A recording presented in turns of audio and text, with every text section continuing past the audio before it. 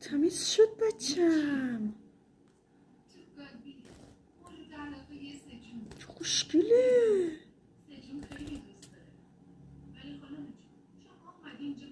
تمیز کی بودی تو؟ پشتت خشکه هنو. نه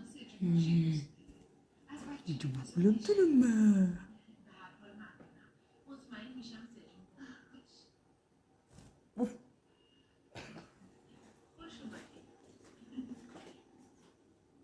کرکس.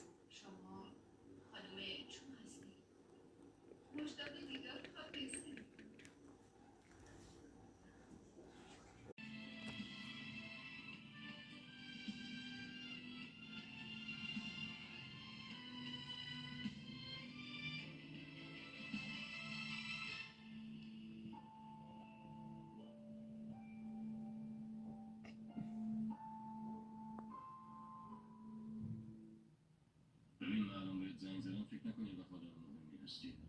فقط زنگ زدم که بدونم اصل قضیه دقیقا از چه بود. چی میگه؟ میگم بهت فرمان ناباکی روی مسائل خانوادگی کنترل داری. مطمئنم مطمئن مثل فرید برهان خوش میگذره. چه آدم بامزه‌ای. نه چی میگه؟ چیکار داری به پشت پسرم؟ چیکار میکردم؟ میذاشتم دختره بمیره؟ اگه من و داداشم رو به هیچ کدومتونم خبردار نمیشد. اینا سیرا قرار به تو اعتماد کنه عوضی؟